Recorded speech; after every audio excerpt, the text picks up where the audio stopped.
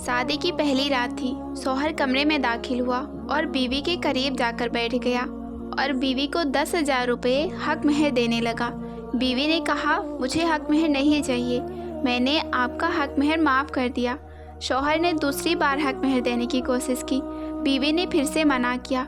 तीसरी बार शौहर ने फिर हक महर देने की कोशिश की, लेकिन बीवी ने मना कर दिया। शौहर ने पैसे अपने पास रखे और सोचने लगा कि कितनी अच्छी बीवी मिली है जो पैसों से ज़्यादा मुझे तरजीह दे रही है। उसके बाद शौहर ने बीवी को मुंह दिखाई के लिए 10,000 दिए, लेकिन बीवी ने मुंह ना दिखाया। शौहर ने 20,000 दिए, फिर भी बीवी ने मुंह ना दिखाया। शौहर ने 30,000, 40,000, हत्ता कि 1,00,000 रुपये दिए, फिर भी बीवी ने मुंह नहीं दिखाया। शौहर ने तंग आकर पूरे पैसे बीवी के हाथ में रख दिए। बाप अपनी बेटी को नसीहत करते हुए समझाता है कि बेटा, तुमने यहाँ जो कुछ भी खाया पिया है, कभी भी अपने ससुराल में इस बात का जिक्र मत करना कि तुमने अपने माँ बाप के घर में अच्छा खाया है और यहाँ तुमने अच्छा खाने को नहीं मिल रहा है। पेट में जो चीज़ें चली जाए ना, कुछ ही वक्त में उसकी लज्जत ख़त्म हो जाती है और याद ही नहीं रहता है कि कब तुमने क्या खाया था। और किसी के साथ कभी भी बहस मत करना, जो कुछ भी मिल जाए शुक्र करके खा लेना।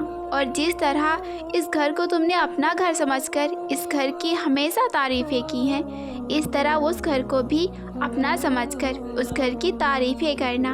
अगर ससुराल में तुम्हें किसी भी बात का बुरा लगे तो बड़ा समझकर माफ़ कर देना। अगर हर बाप शादी से पहले अपनी बेटी को ऐसी नसीहत करे तो यकीनन तलाक की नौबत ही नहीं आएगी। आजकल कुछ लोग शादी कर लेते हैं और शादी के कुछ दिनों के बाद अपनी बीवी को छोड़ करके बाहर निकल जाते हैं। 1 साल, 2 साल, 5 साल, 10 साल वो अपनी बीवी को शक्ल तक नहीं दिखाते। तो ऐसे लोगों से एक बात कहती हूँ, जरा गौर से सुनिएगा। कुरान क्या कहता है? कुरान ने बीवी को साहिबा कहा है और साहिबा का मतलब है साथ रहने वाली। यानी जहाँ भी जाओ आप अपनी बीवी को साथ ले जाओ।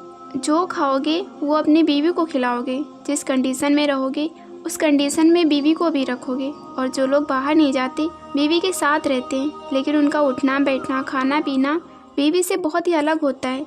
वो अच्छा खाते हैं, अच्छे होटल में रहते हैं, लेकिन बीवी को मसूर की दाल खिलाते हैं, बीवी को दाल के ऊपर राज़ी कर लेते हैं। तो ऐसे लोगों से कुरान कहता है कि बीवी साहिबा है और साहिबा का मतलब साथ रहने वाली। लिहाजा तुम अपनी बीवी को साथ रखो। तो अपनी बीवी को छोड़कर बाहर ना जाओ, अपने घर से गायब ना हो जाया करो। जो भी खाओगे बीवी को खिलाओगे।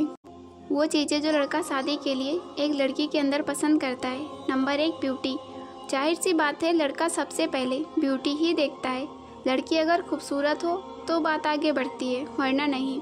ये जो लोग कहते हैं ना कि सबसे पहले दिल देखा जाता है, दिल शुरू में कोई नहीं देखता। सबसे पहले लोग शक्ल ही देखते हैं। अगर लड़कियों की बात करें तो वो सबसे पहले लड़के की पर्सनालिटी देखती हैं, लेकिन लड़का ऐसा नहीं करता। लड़का सबसे पहले खूबसूरती देखता है।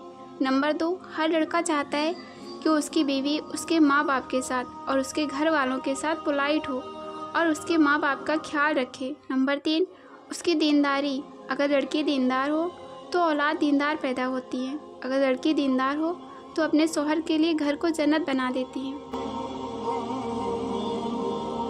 ससुराल में लड़की की इज्जत कितनी होगी ये उसका शौहर तय करता है।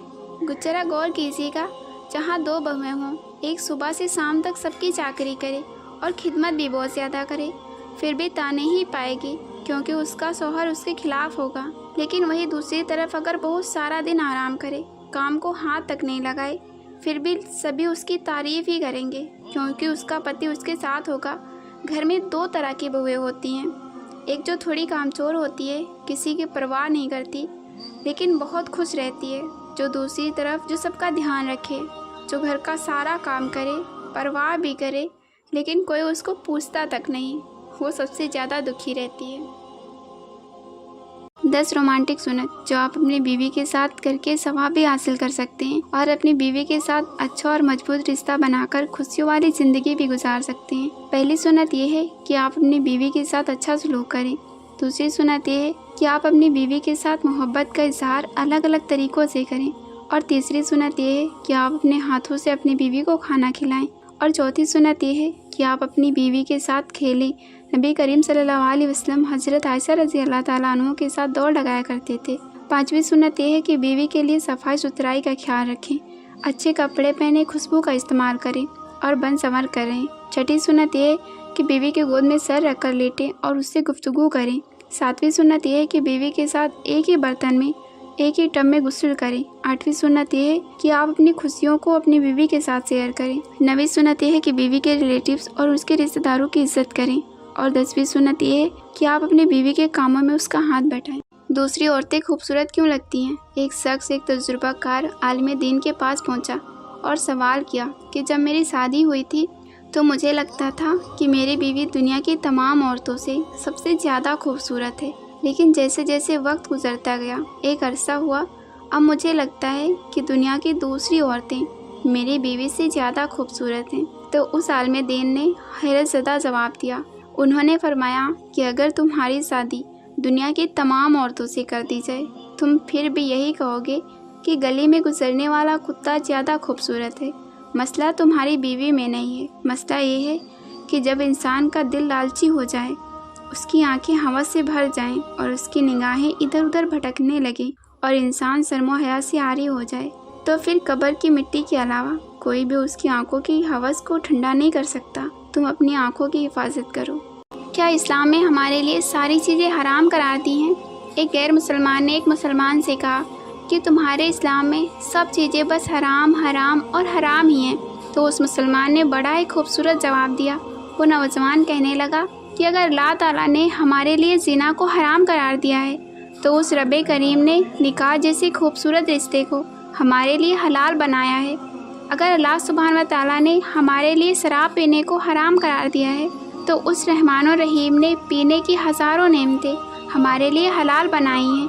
अगर अल्लाह ताला ने हम मुसलमानों पर सूअर और दूसरे गलीज़ जानवरों का गोश्त हराम करार दिया है, तो उसने हम पर दूसरे हज़ारों नेमतें हलाल फरमाई हैं। अगर अल्लाह ताला ने औरतों को सरेआम अपनी खूबसूरती की नुमाइश करने को मना फरमाया है, तो उसने औरत को उसके शौहर के सामने सजने संवरने का हुक्म भी दिया है और इससे औरतों को सवाब भी मिलता है और उनकी मोहब्बत भी बढ़ती है।